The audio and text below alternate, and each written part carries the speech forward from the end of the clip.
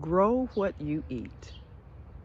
I'm NAIMAH LATIF with today's 10-minute tip for how to grow your own food.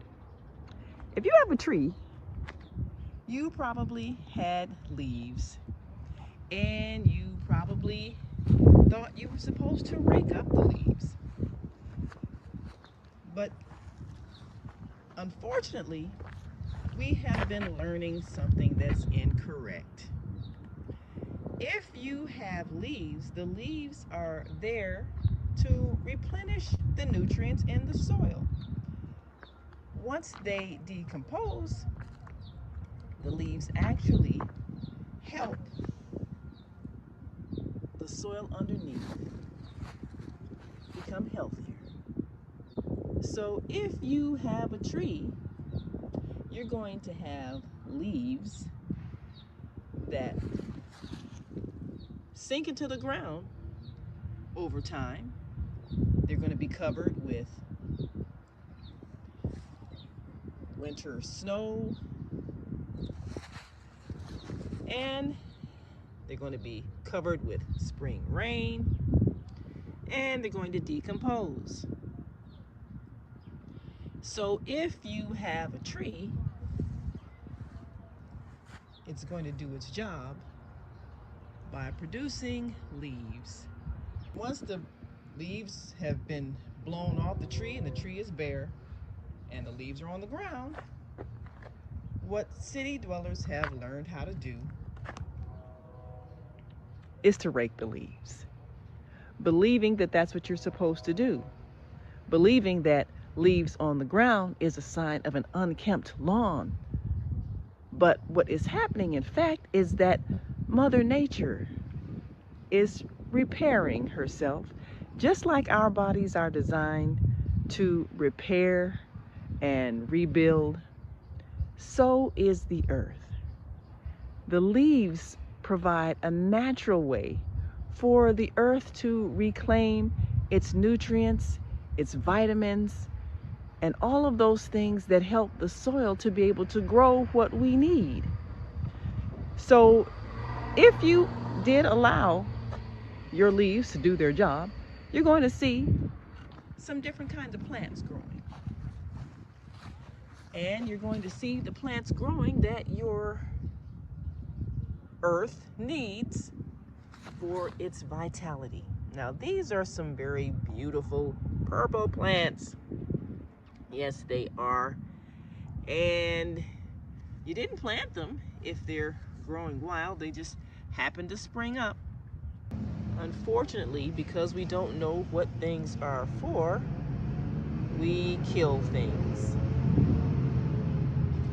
And when we kill things, we kill the capacity for the earth to repair itself, which is what it's doing every year when we leave down the leaves that our wonderful trees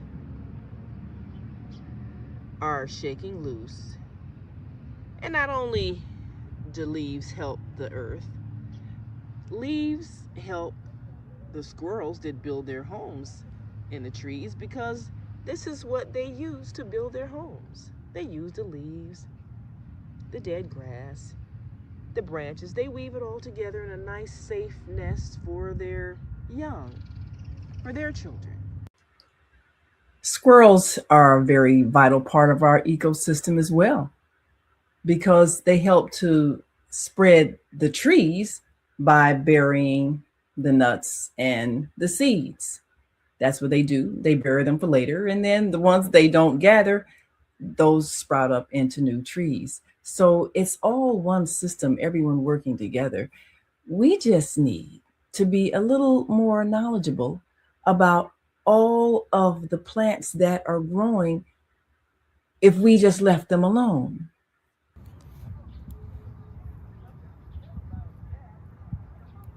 So what is this plant? It is a common blue violet. And let's see, what does the common blue violet do? Well, the common blue violet is non-toxic to humans and pets. It indicates soil metal content. Ooh, that's an important one. And it's a symbol of modesty used in mourning rituals. Now, ants aid the seed dispersal due to their carrying the seeds. And we're going to take a look at more of what the common blue violet plant actually does, because we could really benefit if we knew what it does. So here we have it. The common blue violet, Viola sororia, includes their flowers and heart-shaped leaves.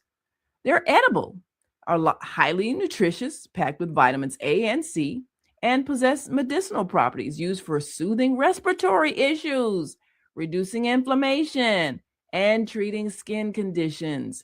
They're versatile in the kitchen, used in salads, jellies, teas, and syrups, and serve as nutritious, cooling, and moisture-rich herbs for teas and topical applications.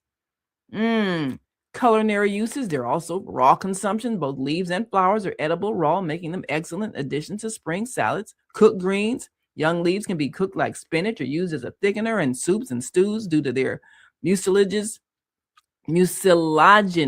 texture. Syrups and jellies. Flowers can be used to make violet syrup or jelly. Candied flowers. Flowers can be candied for decorating cakes and desserts. I've seen that. Infusions. Both leaves and flowers can be brewed into a tea, which also acts as a natural pH indicator, turning pink with lemon juice. And then there's medicinal and topical uses. Respiratory relief, rich in saponins. They are traditionally used as an expectorant.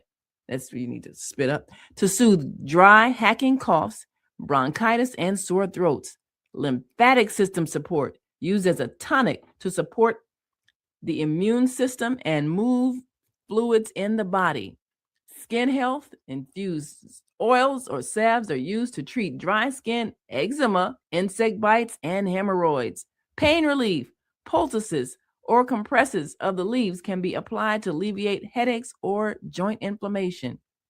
And as a blood cleanser, it's considered a traditional alternative herb for gentle spring cleaning and metabolism support. And other uses, it's also a good ground cover. They serve as an excellent ground cover for shady areas and are hardy in many landscapes. And for wildlife support, violets provide food for butterflies, bees, and rabbits. All of these are important members of our ecosystem. So we need to think about everything that's growing in the ground. It has a purpose. Don't just kill things.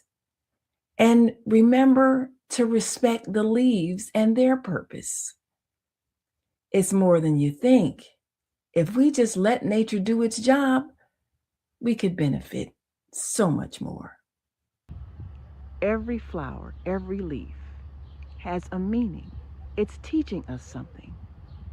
If you see those violets growing in your soil where you're thinking of planting food, you may want to consider raised beds. Your soil might be contaminated with metals. Every plant has a purpose. Every plant is teaching us something. If we would just take the time to listen and learn, we can be a valuable part of this ecosystem, and we can contribute to the health and well-being of Mother Earth. I'm NAIMAH LATIF. Grow what you eat.